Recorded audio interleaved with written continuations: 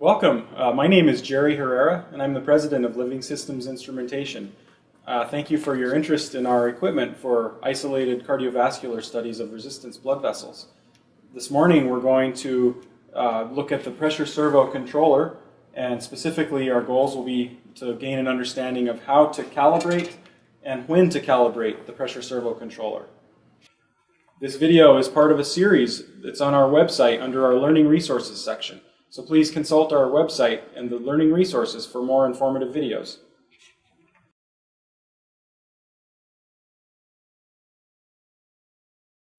So let's take a few moments to talk about how and when to calibrate the PS-200. The calibration of the PS-200 involves adjusting the zero control on the front panel and a gain control on the back of the instrument.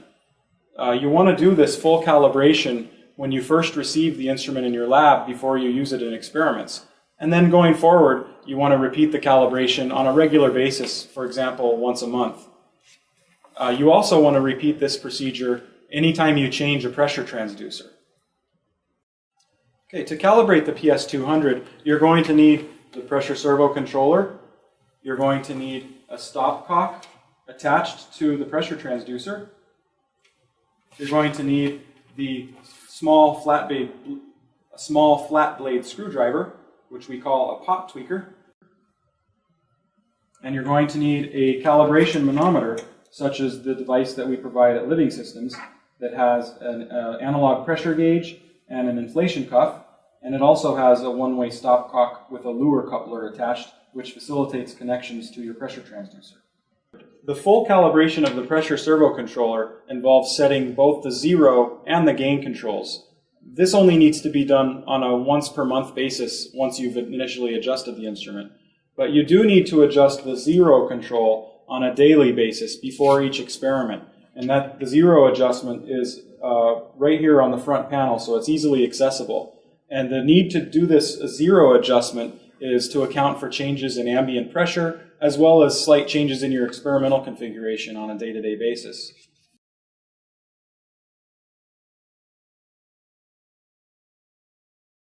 So to calibrate the pressure servo controller, we need to set up the plumbing.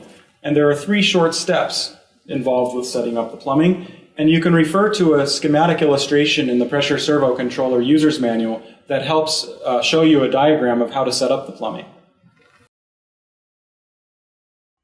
The first step for setting up the plumbing is to connect the pressure transducer to the transducer input port on the back of the PS-200.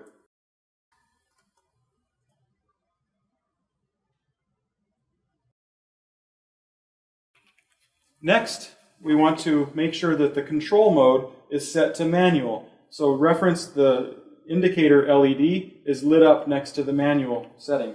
The last step of setting up the plumbing is to attach a pressure manometer to the open port on the pressure transducer. And make sure to give this locking ring a snug turn so that there's no leaks in the system. And finally, close off the stopcock that's on the output side of the pressure transducer. And now we have a closed system where the transducer is connected to the pressure manometer.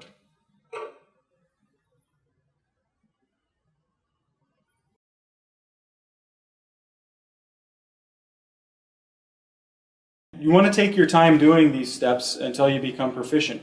You'll find that once you do the calibration a couple of times, that it will take no more than 5 minutes.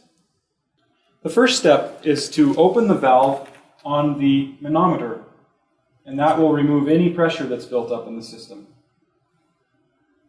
You'll also notice that the dial on the pressure gauge should be pointing directly downward to 0 millimeters of mercury. The next step is to take the pot tweaker and adjust the zero setting on the front panel of the device to remove this zero pressure offset. So remember, we have no pressure in the system right now, and we're reading an offset pressure of approximately 10 millimeters of mercury, so we need to adjust the zero dial to remove that offset. We turn it counterclockwise until we get 0 millimeters of mercury on the display. And you want to be within 1 millimeter of mercury of your target pressure. Next, we need to close the valve on the manometer and slowly apply pressure to reach a target pressure of 60 millimeters of mercury on the pressure gauge. And this will take some practice. You may find that you overshoot the pressure, in which case you need to open the valve and slowly bleed off the pressure until you get as close as possible to 60 millimeters of mercury. Once your manometer is stably reading 60 millimeters of mercury, you need to adjust the gain setting on the back of the pressure servo controller, because notice we're reading 57 millimeters of mercury on the servo controller display, so we need to adjust the gain until this reading is equivalent to our target pressure of 60 millimeters of mercury. So use the pot tweaker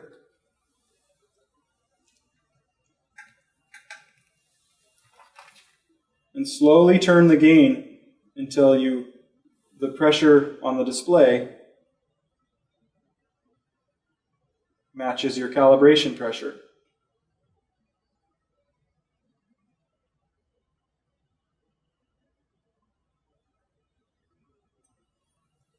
And again, you want to be within 1 millimeter of mercury of your target pressure. Regarding the calibration pressure, we suggest using 60 millimeters of mercury for convenience, since it's a typical physiological pressure. If you choose to calibrate at a different pressure, just make sure that the reading on your PS-200 matches your calibration pressure and adjust the gain setting accordingly. The next step in calibration is to open the valve on the manometer. The gauge on the pressure manometer should go back to 0 millimeters of mercury, and the display on the pressure servo controller should return to 0 millimeters of mercury. If you notice a slight offset, you'll just need to adjust the zero control to remove the offset. The next step in calibration is to repressurize your manometer to 60 millimeters of mercury, or whatever your chosen calibration pressure was. So close the manometer valve and repressurize 60 millimeters of mercury.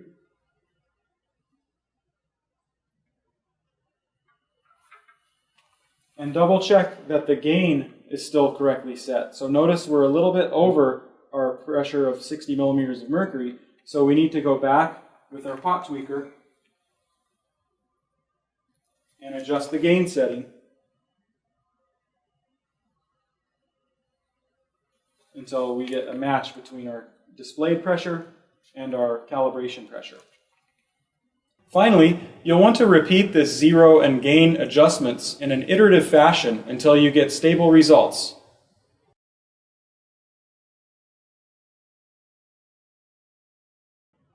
Now that we've calibrated our pressure servo controller, we need to talk about validating the instrument. Validation should be done before you deploy the instrument for use in your experiments. The way we validate the device is to simulate an experimental situation, which we call the pinch test. Performing the pinch test takes a few minutes of time to set up and perform, but it's worth the effort. You want to make sure that the pressure servo controller is functioning appropriately before you use it in your experiments. To set up the pinch test, we're going to need a small beaker of distilled water. We need to have a tube set, such as this dual 031 tube set. And then we need another one-way stopcock. So begin by installing the tube set onto the pump head. To install the tube set, you take the posts on the tube set and insert them on the mounting bracket.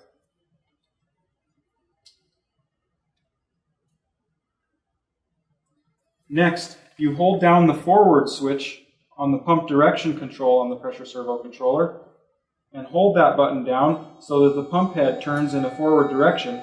And as the pump head is rolling, use your thumb to gently tuck the tubing onto the pump head, and it creeps right back up onto the rollers.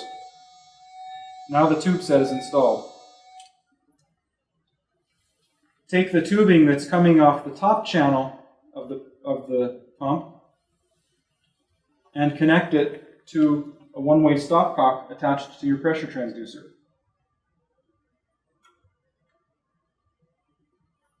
Take your other stopcock and attach it to the outflow side of the pressure transducer. And give these locking rings a snug turn to make sure there's no leaks in the system. This plumbing setup to perform the pinch test resembles a schematic illustration in the pressure servo controller user's manual in the chapter titled Getting Ready for an Experiment.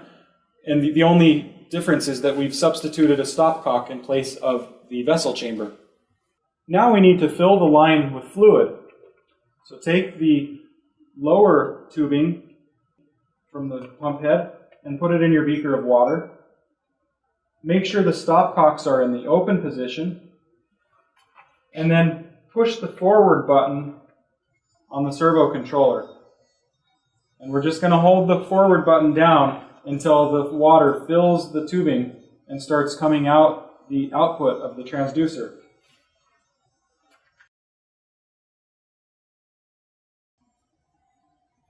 Have a tissue handy to collect the drips of water as they come out of the transducer. And this may take 2 or 3 minutes to fill the line with water in this manner. With the stopcock still open and the pressure servo controller in the manual operation mode, make sure that we're still reading 0 millimeters of mercury on the pressure servo controller. If there's an offset pressure, adjust that using the 0 potentiometer. Turn the pressure adjustment potentiometer fully counterclockwise.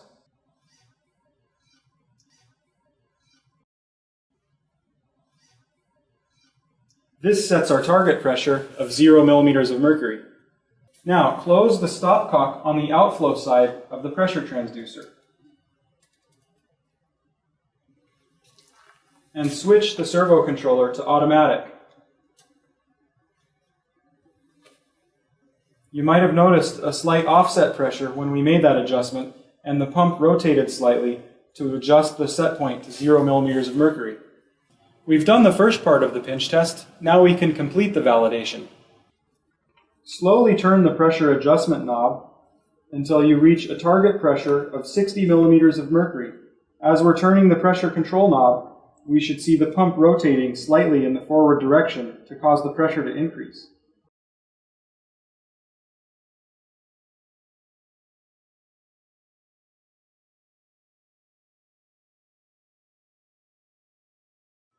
If the PS-200 does not steadily increase the pressure, you may have a leak in your system. Check to make sure all the stopcocks are correctly positioned, that the outflow side is closed, and that there are no leaks at the stopcock junctions with the transducer, or where the tubing enters the pressure transducer, or where the tubing exits the pump. Once you have a stable reading of 60 millimeters of mercury, gently pinch the tubing as it enters the transducer. Be careful not to fully occlude the tubing. You just want to gently pinch the tubing to apply a slight pressure pulse. What you should see is when you pinch the tubing, the pressure on the display will increase and the pump will counter-rotate to decrease the pressure back to set point. When you release the tubing, the pressure will fall and the pump will rotate forward to increase the pressure. This is the normal response of a pressure servo controller. The pump head should rotate quickly in response to these pressure pulse challenges. During the pinch test, if you find that the servo pump oscillates back and forth in an uncontrolled manner, it indicates that the pump's servo gain control, which is an internal setting, is out of adjustment. Please call us for assistance in this situation. This may happen when you change tube sets, especially from going from a tube set of a small size to a large size.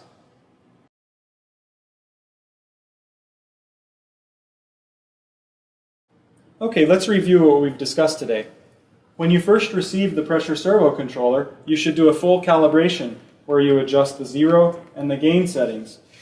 After that, you only need to do the full calibration on a monthly basis or whenever you change pressure transducers. You do need to adjust the 0 control on a day-to-day basis to account for any changes in ambient pressure or slight changes in your experimental configuration. Do the pinch test to make sure that the servo is properly functioning in response to slight pressure challenges. And here's a tip. When you're done with your experiment at the end of the day, you want to make sure and store the tube set off of the pump rollers. So to remove the tube set, you can remove the tube set from the post, switch the pump to manual, push the reverse switch,